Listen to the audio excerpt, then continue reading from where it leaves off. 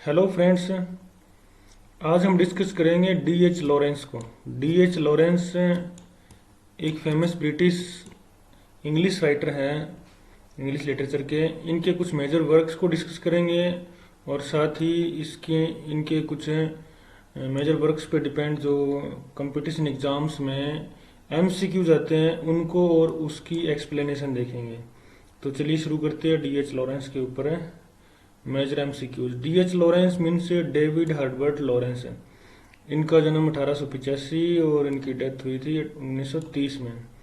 Was an English writer and poet. His novels include, उनके जो famous novel है जिनकी वजह से इनकी प्रसिद्धि है, फेमस हुए थे ये sons and lovers, rainbow, women in love and the lady चैटरलेज lover.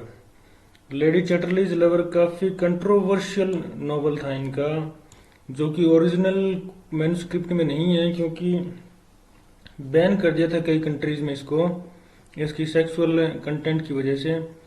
तो चलिए शुरू करते हैं इनकी जो फेमस वर्क्स हैं उनके ऊपर एमसीक्यूज।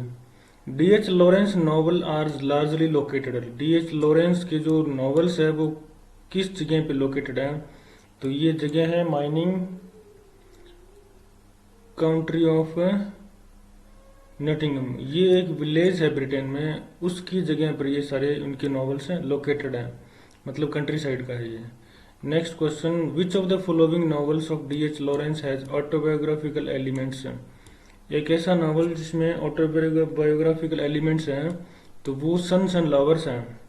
ये मोराल फैमिली से बिलोंग करते हैं ये जो नॉवल है वो, और आगे हम देखेंगे एमसीक्यूज में इसकी एक्सप्लेनेशन भी करेंगे। तो देखते हैं। Lawrence was interested in psychology and loosely incorporates aspects of Freud's Oedipus complex. ये फ्रॉड का जो ओडिपक्स कॉम्प्लेक्स था जिसमें पिता अपनी बेटी से, माँ अपने बेटे से फिजिकल रिलेशन बना लेती है, इस प्रकार का कोई प्लॉट था ओडिपस कॉम्प्लेक्स में। तो into the plot of novel, तो यहीं से उन्होंने अपने नॉवेल्स में प्लॉट दिया। Oedipus complex is the theory that infant children are attracted to their parent of the opposite gender and that they become jealous of the parent of the same sex। मतलब उसी sex पे वो zealous हो जाते हैं, और opposite sex है ना, अपोजिट जेंडर है उस पे वो अट्रैक्ट हो जाते हैं बच्चे, ठीक है। And that they become jealous of the parent of the same sex before publication of the work was usually titled Paul Morel. मतलब जो सन्स एंड लवर्स था उसका पब्लिकेशन होने से पहले का टाइटल पर्ल मोरल था। ये इसका सेंट्रल कैरेक्टर भी है। Lawrence finally settled on sons and lovers, और लॉरेंस ने बाद में इसको सन्स एंड लवर्स का टाइटल दिया। नेक्स्ट बात करते हैं friends, D H Lawrence called one of his novels thought adventure. तो कंगारू नाम का इनका जो एक नॉवल है इसको इन्होंने थॉट एडवेंचर दिया है। कंगारू इसमें एक कैरेक्टर है, हम जानेंगे कि वो कौन है। Kangaroo is an account of visit to New South Wales. New South Wales में एक विजिट की थी इनके दोस्त, उनका नाम था रिचर्ड लोवेट सॉमर्स, और उनकी जो यात्रा का वृत्तांत है, अकाउंट है, उसका एक मैन्युस्क्रिप्ट है ये। And is wife German wife Harriet in the early 1920s। This appears to be semi autobiographical. ये नॉवल है ये सेमी ऑटोबायोग्राफिकल क्यों है? क्योंकि based on a 3 month visit to Australia by Lawrence and his wife Frieda. Lawrence और उसकी wife है उनके द्वारा भी यात्रा की गई थी, ये विजिट किया गया था, और ये थे 1922 में। The novel includes A chapter, इसमें एक चैप्टर है जिसका नाम है नाइटमेयर। काफी फेमस चैप्टर है, अगर नहीं पढ़ा है तो आप इसको पढ़ सकते हो। Kangaroo is the fictional nickname of one of Lawrence character, और इसका नाम है बेंजामिन कूले। बेंजामिन कूले नाम का एक कैरेक्टर है, उसका नाम कंगारू है और उसका फिक्शनल निकनेम है ये। A prominent ex soldier and lawyer, और ये कौन था? एक prominent ex soldier and lawyer था। नेक्स्ट हम बात करते हैं guys, D H. Lawrence lady चैटरलेज lover is generally called an obscene novel. Obscene novel, obscene novel क्या होता है अभी हम आपको बताते हैं। नेक्स्ट देखते हैं इसमें, it's theme is a sexual experience. अब आप समझ गए होंगे कि ऑब्सीन नॉवल क्या होते हैं। जो किसी भी प्रकार से सोशल या पॉलिटिकल फील्ड में एक्सेप्ट नहीं किए जा सकते, उसको हम बोलते हैं, और उसमें कंटेंट होती है सेक्सुअल एक्सपीरियंस वाले। तो जान लेते हैं इसके बारे में। The book was also banned for obscenity in the USA, Canada, Australia, India and Japan. यहाँ तक कि इंडिया में भी इसको बैन किया गया था। क्यों? क्योंकि ऑब्ससेनिटी की वजह से। नेक्स्ट हम देखते हैं the book soon became notorious for, notorious means डी फेमस होना। It's a story of the physical relationship between a working class man and a upper class woman। तो जो ये नोवेल है, लेडी है इसमें, वो अपर क्लास की है, और इसका जो इलिसिट रिलेशन था, इलीगल रिलेशन, वो था एक वर्किंग क्लास मैन के साथ। Now we will discuss to fifth number question. One of the Lawrence D.H. Lawrence novel was proscribed on the charge of obscenity। proscribed होता है बैंड होना। तो obscenity के कारण किसको बैन किया गया था? तो हमने अभी पढ़ा था लेडी चार्टरलेज लवर। ये बैन हुआ था। किन कंट्रीज में हुआ था ये पूछ सकते हैं। Canada, Australia, India, Japan and USA. Next बात करते हैं guys. D.H. Lawrence sea and Sardinia इनका एक नॉवल है, और ये वास्तव में क्या है? एक ट्रेवल बुक है, ट्रेवलॉग है। तो ये D.H. लॉरेंस के द्वारा लिखी हुई है, तो ये ट्रेवल बुक है, ये देखो, ठीक है। नेक्स्ट बात करते हैं why is the phrase religion of the blood. ये बहुत फेमस फ्रेज है और D.H. लॉरेंस से एसोसिएटेड है। D.H. लॉरेंस से because several of his novels expose sexual experiences. क्योंकि D.H. लॉरेंस यही कहता है कि जो रिलीजियन है ना, वो ब्लड ही है, हमारी स्किन है ना, वो ही रिलीजियन है, उनकी थ्योरी के हिसाब से। नेक्स्ट बात करते हैं, इसी में कुछ एक्सप्लेनेशन देखते हैं। माई ग्रेट रिलीजियन, ये इनकी फुल डेफिनेशन है। My great religion is a belief in the blood the flesh as being wiser than the intellect. ये बहुत फेमस इनकी कोटेशन है। We can go wrong in our minds, हम अपने माइंड्स में तो रॉन्ग हो सकते हैं, but what our blood feels and believes and says is always true. The intellectual is only a bit and a bridle. तो इस कोटेशन को भी याद रखना, ये कोटेशन D.H. लॉरेंस की है। One of Lawrence novels is now available. Now means अब जो अवेलेबल उसकी बात कर रहे हैं। In its expurgated form and not in its original form. तो वही नॉवल है लेडी चार्टरलेज लवर, क्योंकि इसकी जो ओरिजिनल मैन्युस्क्रिप्ट थी उसमें कुछ सुधार करके, उसको प्रगशन करके बाद में उसको पब्लिश किया गया, और वो आज अवेलेबल है। नेक्स्ट हम बात करते हैं व्हाट इज लॉरेंस फोनेक्स है। लॉरेंस की फोनेक्स क्या है? तो एक कलेक्शन ऑफ प्रोज आर्टिकल्स है, कलेक्शन ऑफ प्रोज आर्टिकल्स है। तो ये हम कह सकते हैं कि लॉरेंस के पेपर्स है ये, D.H. लॉरेंस के कुछ फेमस पेपर्स है जिनकी कलेक्शन की है। What is Lawrence mortal coil. Mortal coil नाम का जो वर्क है वो क्या है? तो ये कलेक्शन ऑफ स्टोरीज है, किसके द्वारा लिखी हुई? D.H. लॉरेंस के द्वारा लिखी हुई। जान लेते हैं मॉर्टल कोयल क्या होता है। Is a poetic term, mortal coil is a poetic term for the troubles of daily life and the strife and suffering of the world. It is used in the sense of a burden to be carried and abandoned. तो ये एक poetic term है daily life की troubles के बारे में, ठीक है। Poetic mortal coil. What is the name of lady Chatterley's husband. उसके हस्बैंड का क्या नाम है? तो सर क्लिफोर्ड उसके हस्बैंड का नाम है। ये बहुत बार एग्जाम में पूछा जा चुका है। Next, what is the name of man with whom lady Chatterley's has illicit love. तो ये मेलोर्स था जिसके साथ है ये मिडिल वर्ग का एक वर्कर था, मिडिल वर्कर था, उसके साथ था, और ये लेडी थी अपर क्लास की, मिडिल क्लास वर्कर था ये मेलोर। नेक्स्ट बात करते हैं Tom and Lydia are central character in one of the following novels है। तो रेनबो नॉवल इसका है D.H. लॉरेंस का, बहुत ही फेमस नॉवल है, स्टोरी भी अच्छी है। तो इसके सेंट्रल कैरेक्टर्स है टॉम एंड लीडिया है। नेक्स्ट हम अपने बात करते हैं, इसी की एक्सप्लेनेशन देखते हैं। Rainbow tells the story of 3 generation. हाँ, ये बड़ी फेमस है क्योंकि इसमें 3 जनरेशन की बात होती है। Of the Brangwen family, Lawrence is novel women in love is a sequel to Rainbow. Lawrence का एक नॉवल और है वुमेन इन लव, वो इसी का सीक्वल है रेनबो का।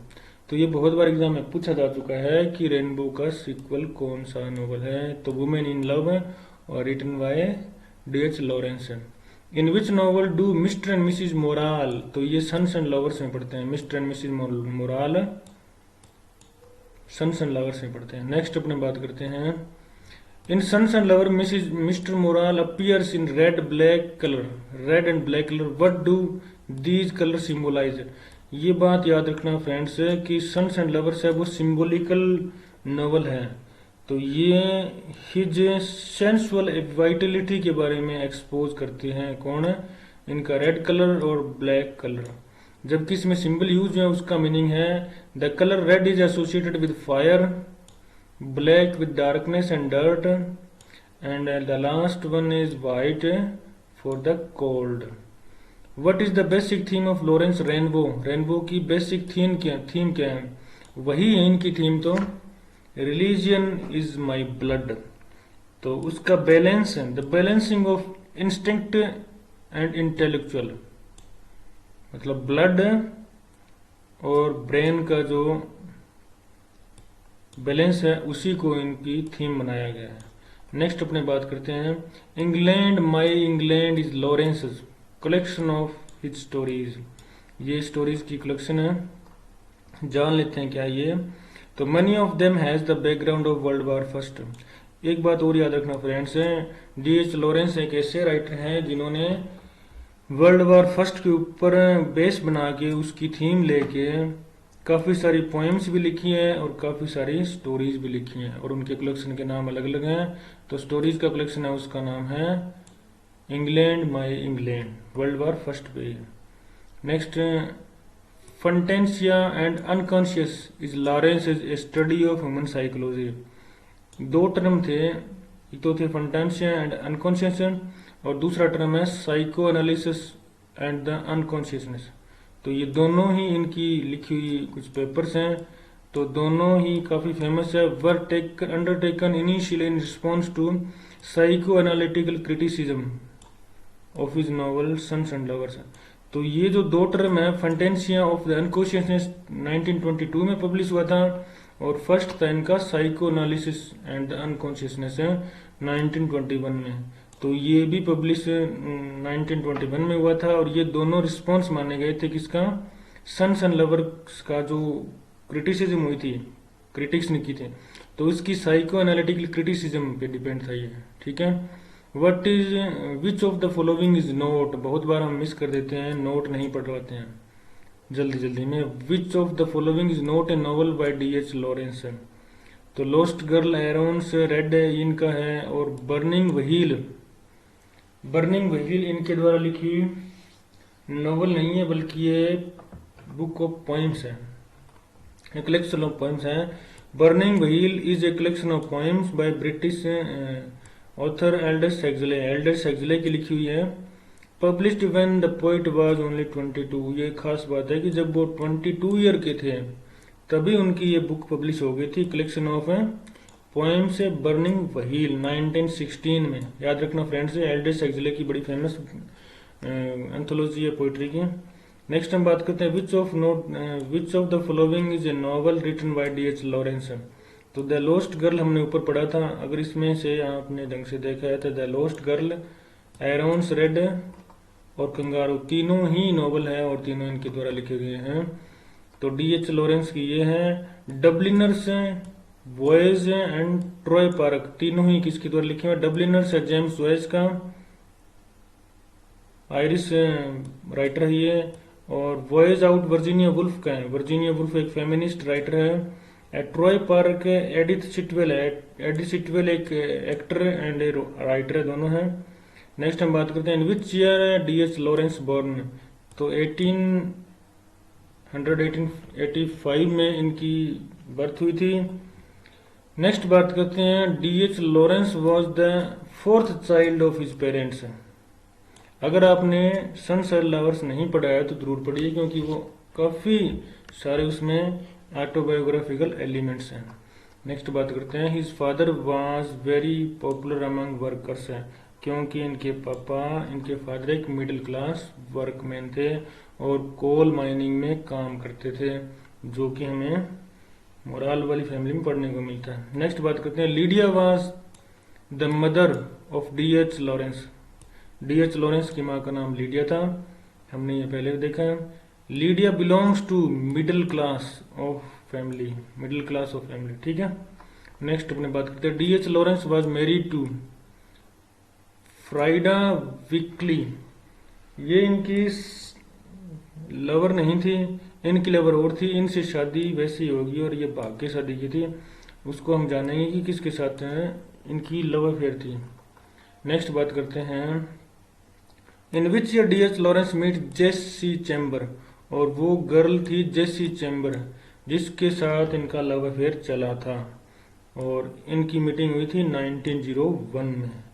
जान लेते हैं जेसी चैम्बर कौन थी। Jessie Chambers was one of the most influential and important people in D H. Lawrence life. She was certainly his first real love. इनका पहला प्यार था, and perhaps his only true love, notwithstanding his later scandalous and enduring love for Frieda. Frieda के साथ तो उनका बाद में अफेयर था, पहले इनका किसका था, जेसिका चैम्बर्स का था।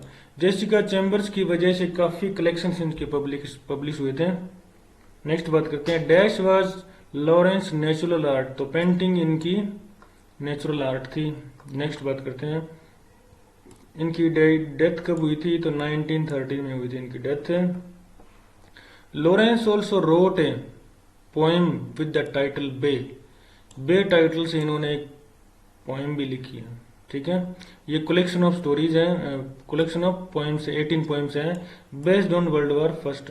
पहले हमने देखा था कि इनकी एक कलेक्शन थी इंग्लैंड माई इंग्लैंड, जो स्टोरी की कलेक्शन थी वो वर्ल्ड वॉर फर्स्ट पे डिपेंड थी, बेस्ड थी। और ये इनकी कलेक्शन ऑफ 18 पोएम्स हैं, ये नाम है बे, और ये वर्ल्ड वॉर फर्स्ट पे डिपेंड है, बेस्ड एक कलेक्शन ऑफ पोइट्री है, कलेक्शन ऑफ पोएम्स है। In which year was Sons and Lover published. काफी फेमस नॉवल है ये, तो बार बार पूछते रहते हैं। 1913 में ये पब्लिश हुआ था। नेक्स्ट बात करते हैं, who is the hero of Sons and lovers. तो पॉल मोरेल इसका हीरो है। नेक्स्ट बात करते हैं, who is the heroine of Sons and Lovers. Gertrude Morel इसकी हीरोइन है। नेक्स्ट बात करते हैं, who was Walter Morel. Coal miner है, और इनके पापा भी एक कोल माइनर थे। नेक्स्ट बात करते हैं, ये सन्स एंड लवर्स में बात कर रहे हैं अपने, वाल्टर मोराल है ना वो सन्स एंड लवर्स में, क्योंकि मोराल फैमिली है वो सन्स एंड लवर्स में है। Mrs did Morel love under Oedipus complex. तो ये लव करती थी पॉल से, मिसिस डिड मोराल। ये कौन थी, मोराल की माँ थी, मदर थी इस नॉवल में, और इनको लव हो गया था अफेक्शनेट पॉल के साथ ही इनकी अफेक्शन।